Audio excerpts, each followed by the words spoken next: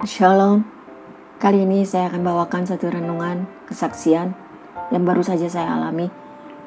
Keajaiban kasih Tuhan, Oktober tanggal 7, 2020. Salam saudara-saudara yang terkasih, selamat jumpa lagi. Saat ini saya akan memberikan kesaksian bahwa Yesus masih membuat mujizat buat semua anak-anak Tuhan.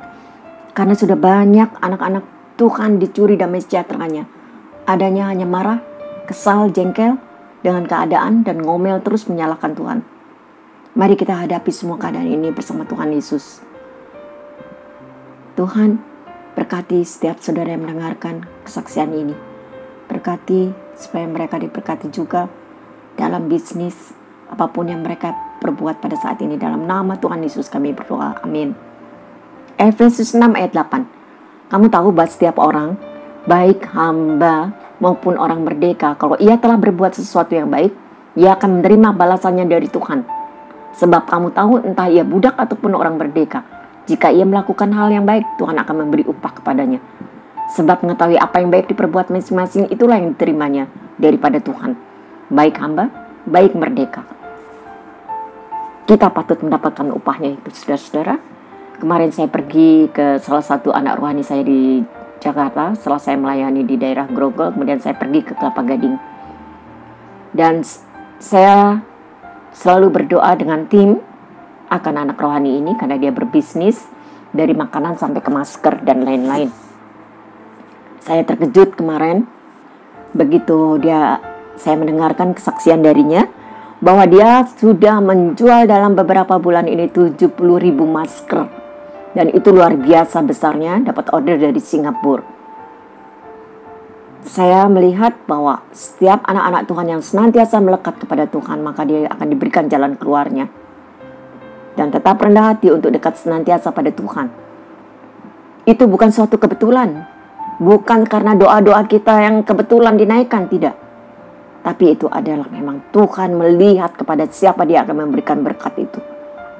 Tidak ada yang kebetulan dalam Tuhan. Bahkan harga kue itu yang dia jual adalah 20.000 satu, dan itu hanya dalam sloki kecil, gelas kecil saja. Harga tinggi untuk saat ini. Tiba-tiba pada saat saya tidur, hari Jumat saya di sana bermalam sampai hari Minggu, kami sharing, kami doa, dan hari Sabtu menjelang sore, anak rohani saya ini dikejutkan dengan suatu order yang begitu besar, yaitu 540 gelas makanan kue itu. Dan asisten rumah tangganya luar biasa dengan exciting, dia menyampaikan bahwa kue itu harus dikerjakan. Anak rohani saya ini, dia mengatakan, saya tidak sanggup kepada buyer. 250 bisa tidak, Bu, katanya. Tapi dijawab tidak bisa dan harus dikerjakan. Dan itu menjelang sore, semua peralatan, semua bahan sudah dikumpulkan, 6:30 atau jam 7 itu baru mulai. Bayangkan dari 540 itu dipanggangnya setiap 80 buah, karena oven hanya muat 80 pieces, 2 jam. Kalikan saja, jadi harus berapa jam, dan kita mulai dari jam 7 malam. Pembantu asisten rumah tangga yang satu saat itu dengan enaknya, karena saya ada di sana dan saya sudah siap untuk menolong, menyuruh saya selayaknya seorang bos. Bu, cuci gelas. Oke, gelasnya tentunya lebih dari 540 karena ada yang rusak-rusak. Dan Bu, kerjakan ini, bikin ini box kue. Bu, tolong saring adonan ini. Saya akan ngocok. Dengan enaknya dia memerintahkan seperti dia bos saya. Akhirnya saya, Tuhan tolong. Itu supaya ART ini, asisten rumah tangga ini, keluarkan dengan kata pertolong ya, Bu. Saya tapi di situ diajar untuk menjadi rendah hati. Untuk menemukan seorang hamba Tuhan yang menuruti saja, tapi pasti ada pembelaan Tuhan pada saya akan hal-hal merendahkan orang lain. apalagi hamba Tuhan. Siapa yang direndahkan akan ditinggikan. Saya ingat itu. Saudara, malam itu saya lakukan dengan benar-benar saya mengikuti semua instruksi.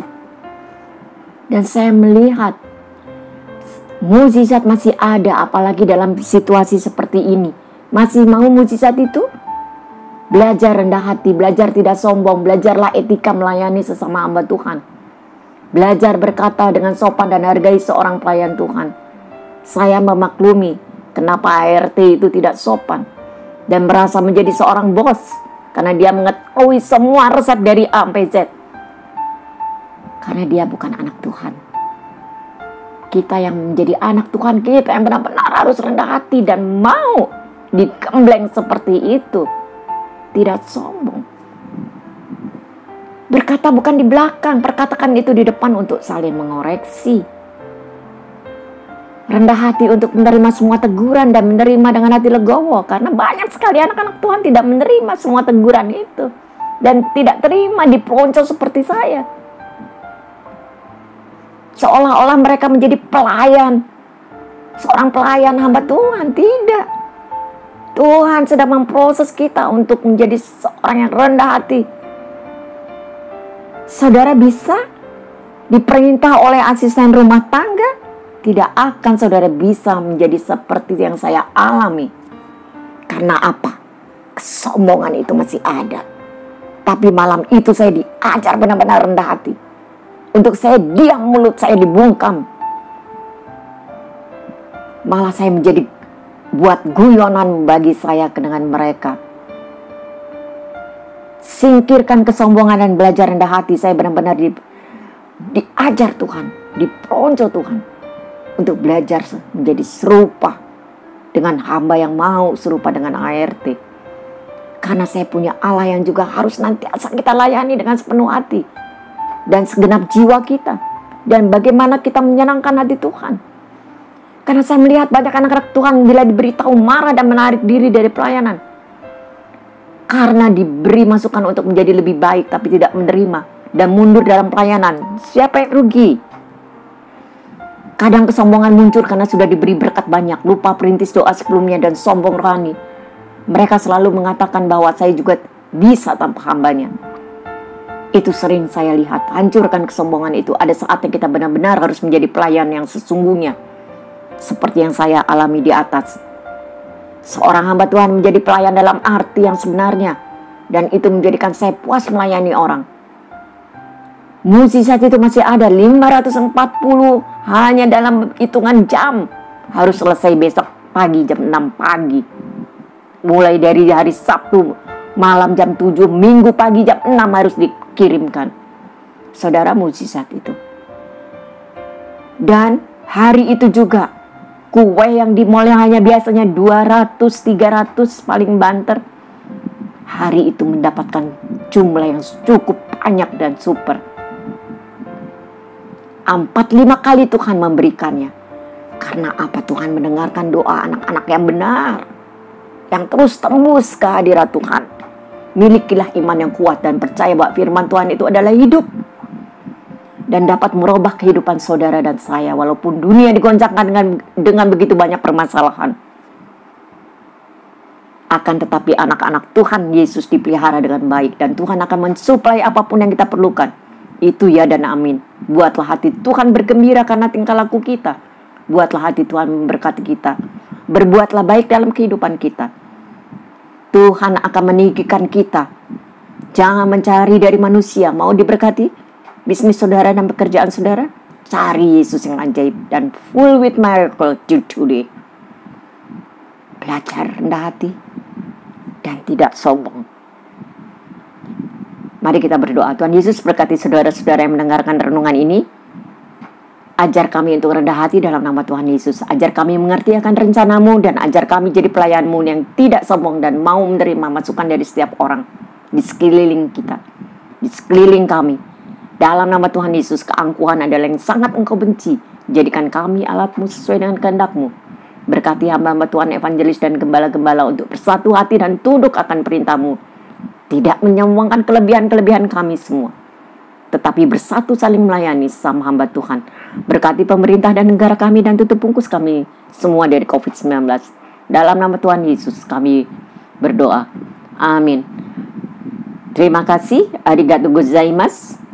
Kami sama no omega arimasu ni. God bless you all. Que Dieu vous bénisse tout. Amin.